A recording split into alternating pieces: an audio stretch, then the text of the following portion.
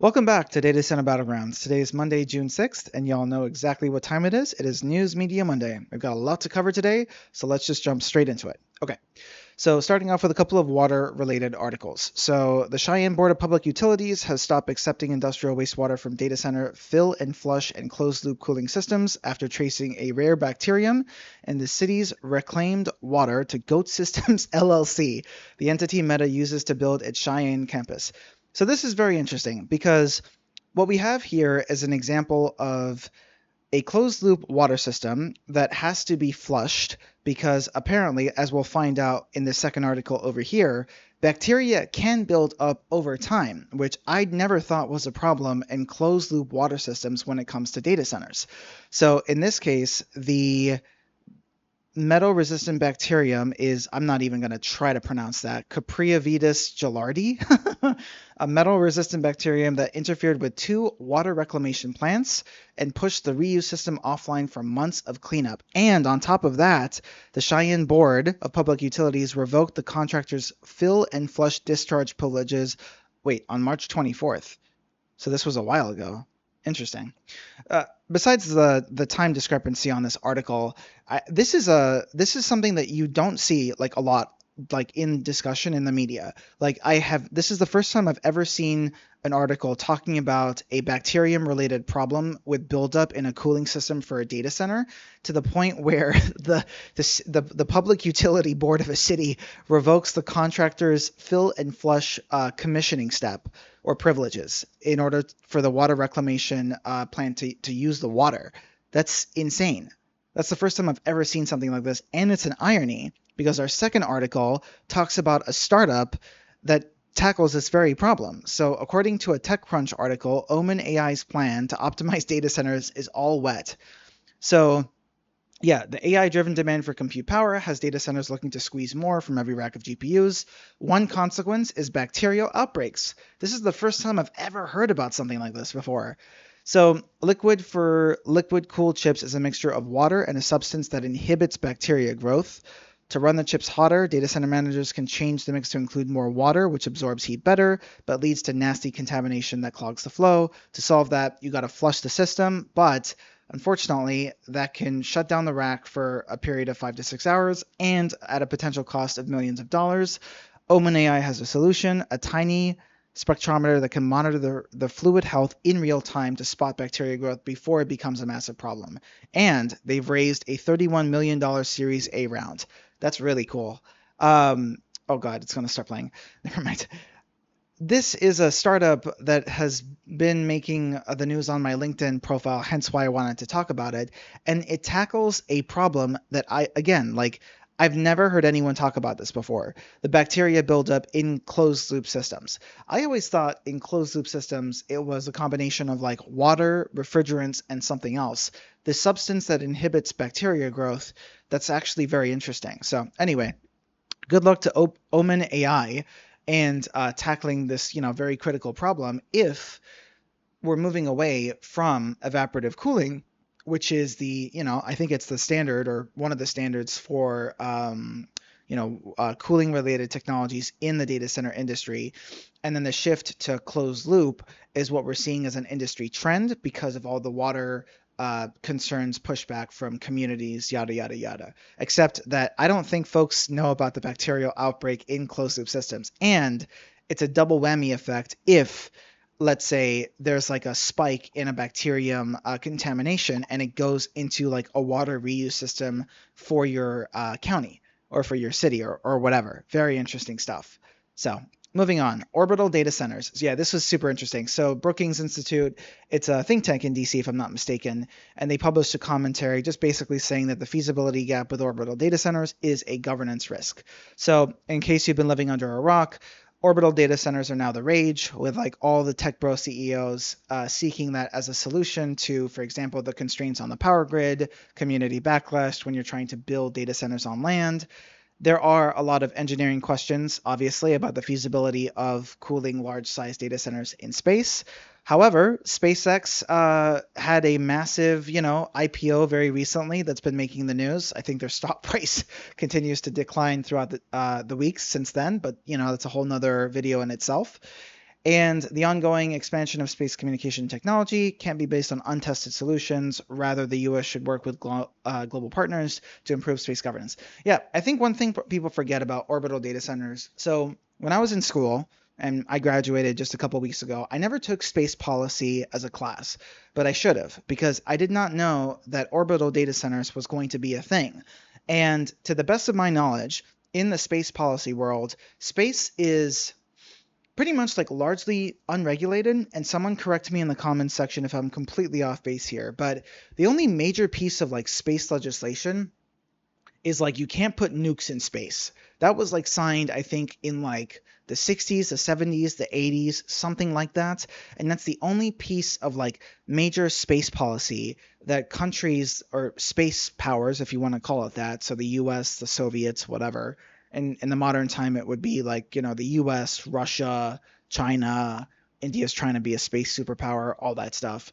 But basically, don't put nukes in space. That was like the bottom line. And so now everyone is like talking about, even the Chinese are like thinking about this stuff, putting orbital data centers in space. From a space policy perspective, there's so much groundwork that has to be done because it can go very wrong very fast. So very interesting piece by Brookings. Moving on to energy. Okay. I don't know if y'all had this problem, but like the 4th of July was absolutely miserable in the DC area. We had the National Mall celebrations with fireworks. It's 100 degrees. Humidity makes it feel like it's like 120. There's like so many things that were just like, it did not make it like a happy 4th of July for a lot of people. And on top of that, the eastern part of the U.S. it was under just major heat waves. Thank God it's cooled down a little bit now. But the reason why I'm talking about this is a paradox of two articles. So the first is an example. So PJM is our I'm gonna get this wrong. Our grid interconnector like operator, pretty much PJM interconnection. And so they deliver power to 67 million people across 13 states and the DC area, where I live, and it saw electricity demand surge to 163 gigawatts on last Thursday, as a brutal heat dome pushed heat indices past 100. Yeah, I mean, what do you expect? This happens every single year. The heat waves just keep on getting like worse. I can't curse on here because of YouTube, but I mean, this is nothing new. And then this fell short just of the grid's 2006 all-time peak of 165,563 megawatts, even after PJM had forecast Thursday's load could top this amount right here. Interesting. Yeah, again, I mean, so the reason why I'm even like mentioning this, like most of the time y'all pretty much don't care what happens in the DC area, but the thing is that the US DOE stepped in with its third emergency order of 2026, authorizing PJM to push power plants past normal pollution limits, and as a last resort, boot data centers onto backup generators during peak hours. This has been the subject of so much debate on like the YouTube channel, on LinkedIn. So many folks were talking about this stuff like over the weekend, and setting aside like the public health concerns with like running 24/7 on diesel generators and whatnot, this is only going to become more common. So this is why grid flexibility with data centers, battery storage systems, like we need to make some major progress on this, because like next summer, the heat waves, I hope not, I really do, but I fear that they're just going to get worse. It's going to get worse, it's going to get longer, and they're going to arrive in more frequency just with heat waves overall. Y'all, it was insane. Like in my apartment, it was like 87 degrees. I'm not even joking. That's what the thermostat said. And I have the aircon running and a freaking fan. That's how bad it felt, and I barely went outside. I'm just being brutally honest. So, it's the name of the game is affordable, reliable, and secure power. I was even reading that New York had like to shut off like a bunch of power to folks like in the Bronx, I think it was called. I rarely go to New York, but it's not Pepco up there. It's Edison, I think. They shut off like power, or there were power outages to 10,000 people in the Bronx. I remember watching a video about that. And it's like, New York, out of all places, Like the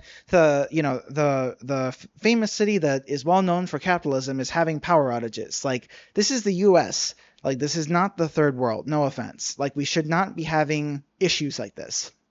And then on top of this, look at this.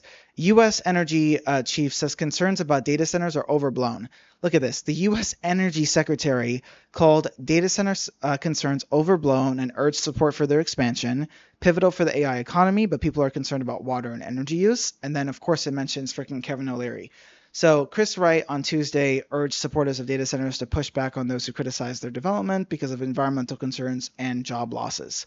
But yeah, so for the sake of the country. And then Wright added that more data centers are on the path to lower cost electricity and water consumption is tiny compared to their benefits. Okay, setting aside the water part, because we've talked about this before on the channel, the lower cost electricity goes hand in hand with the affordable and secure power that this article was talking about from the grid interconnector, like the grid connector part and side of things. So it's interesting that you see almost this paradox where the U.S. Energy Secretary, Chris Wright, is literally saying, don't worry about it. Like, data centers are on the path to lower cost electricity.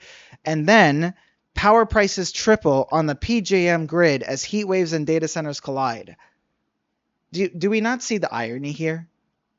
Yeah. Anyway, I'll just leave it at that. I mean, look, I'm all for like data centers getting hooked onto the grid in the right time, in the right place. But please, can we like prepare properly for the summer? Like Europe, I mean, you've probably seen it too. It's a different issue entirely, but it's along the same theme of like not preparing for a freaking heat wave. We know that the summers are going to get hot. We know that data centers are going to get connected to the grid. We know that they are massive consumers of energy, especially hyperscale AI data centers. And yet our government is not, the federal government federal government, the state interconnected, like all of the stakeholders in this energy ecosystem know that this is going to be a problem. And yet we are like, they're in the case of PJM, I believe they were restricting energy voltage, if I'm not mistaken, to like a lot of customers in the area, which is huge. And then in New York, you have like power outages. This is insane. And whether or not it's caused by data centers or not is not the question here. The question here is like, how do we have a reliable grid if we're going to add data centers onto it? And can we ensure that heat resiliency is part of whatever strategy? Like, where are the climate resiliency plans for data centers? Like, every city has a whatchamacallit, like a climate plan, a preparation plan for extreme heat, all that stuff. Why don't we have the same thing for data centers? Anyway, I'll stop the rant at that. But it just gets me fired up when I see this. Like, we should not be having these issues. But again, the power grid is like freaking 30 years old, and we haven't had to upgrade it in as short of a time and as much in terms of just the sheer number of upgrades with generation, transmission, storage, take your pick, as we have to do now. But we're not moving fast enough. And again, you can say permitting and all that BS, but I'll leave it to another day. So moving on to extreme weather, talking about this, AI data centers face heat and severe weather costs as build-outs move beyond hubs. Yeah, so extreme heat, severe weather put pressure on cooling systems, power grids, and construction risk. Europe, Europe wants to triple their data center capacity by 2030. That's what I've read. And so, like, how the hell are they going to do that with the heat wave killing off thousands of people at the same time? For Christ's sake, like, the sad part about the heat wave stuff is that these are avoidable deaths.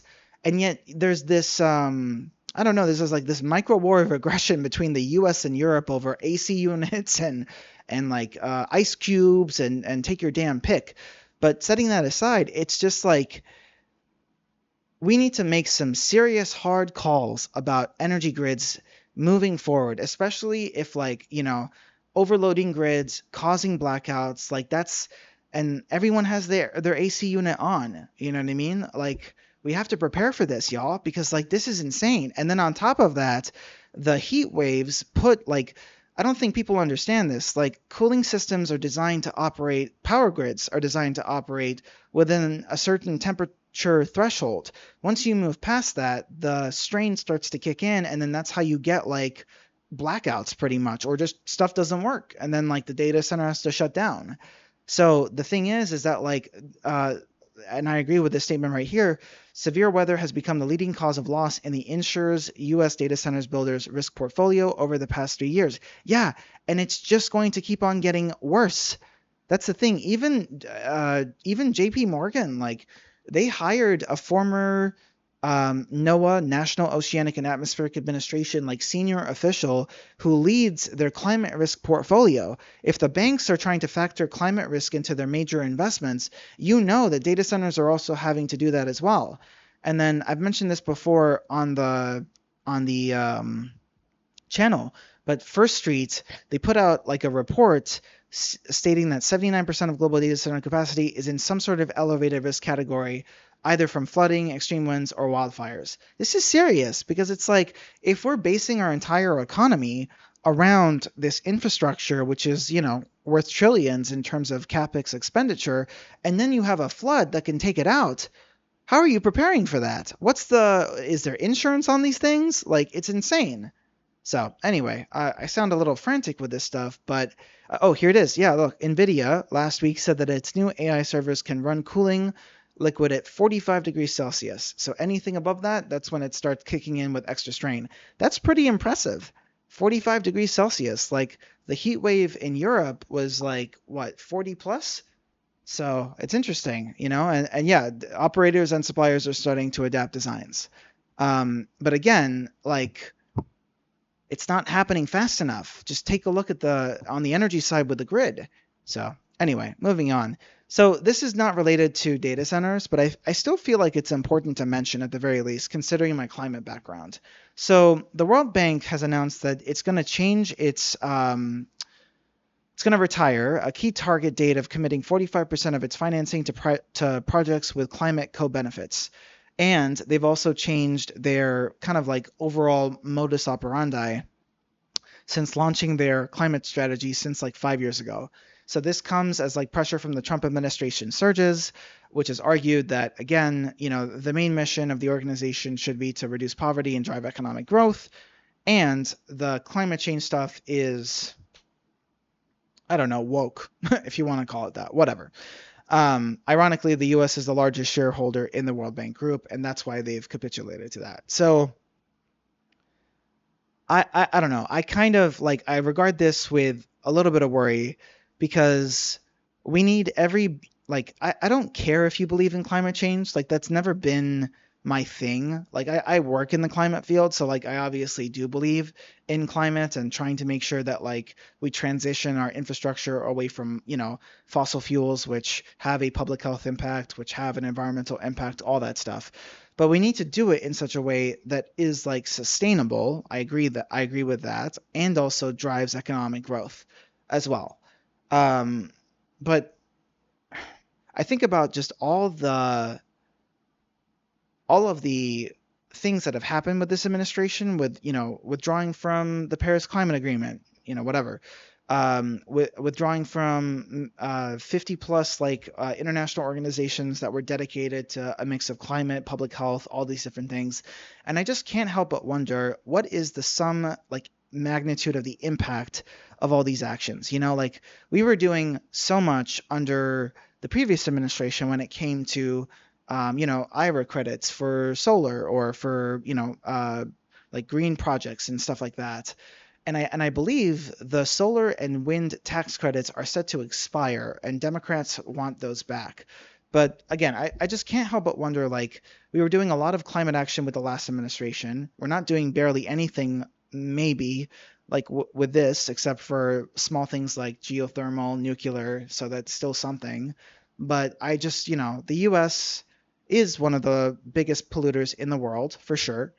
And, we have a duty to clean up our own mess. But at the same time, I just I just wonder, like, how much is this just going to set our efforts back overall? So anyway, I just felt this was important to say with sustainable finance. I wonder, yeah,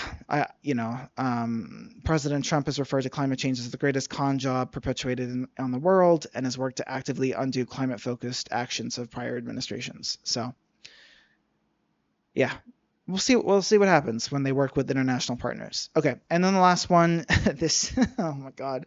So I've seen so many people freaking out about the sustainability reports from Amazon and Google. And how are y'all surprised at this? You know what I mean? Like, how are y'all surprised at this? So both Google and Amazon released their sustainability reports last week, and then the numbers aren't pretty. So again, I have mentioned this on the channel, I think, a couple of times. Like, you have all these big tech companies that, have their climate goals. They say that they're going to zero out carbon emissions in the coming years. And then they have net zero targets, yada, yada, yada. So the thing is that, like, for the 2026 sustainability reports, they basically said Amazon and Google acknowledged their energy use has increased significantly in the past year. And then their carbon emissions also have increased as well. So growing carbon footprint comes from so-called Scope 3 emissions, catch-all category covering pollution for a company that doesn't directly control, like goods and services it buys or the products it sells. For companies like Amazon and Google, Scope 3 includes GPU purchases and the use of... I wonder, does this also include rental of compute? Because, like, for example, XAI is renting compute to Anthropic. Meta is starting to rent compute to other things as well. So does Scope 3 emissions include the rental of compute? How do you factor that in? So the TLDR, because this video is way too freaking long after my damn rants, is that the short version is that Amazon and Google have acknowledged that despite their sustainability efforts with, and I'm not discounting them, water replenishment projects, investing in sustainability, all these different things, their energy use and carbon emissions have gone up rather significantly. So yeah, there is, like, again, the article notes that decarbonization is getting much harder. For years, the biggest contributor was energy for offices and more modestly sized data centers. And then now, with the focus on hyperscale AI data centers, the construction and outfitting of data centers with steel, cement, heavy polluters, and then startups are working on low to zero carbon approaches, but they're not ready to deliver at scale. Yeah. And then there's also GPU and memory chips. So, fun fact, semiconductor manufacturing uses lots of energy.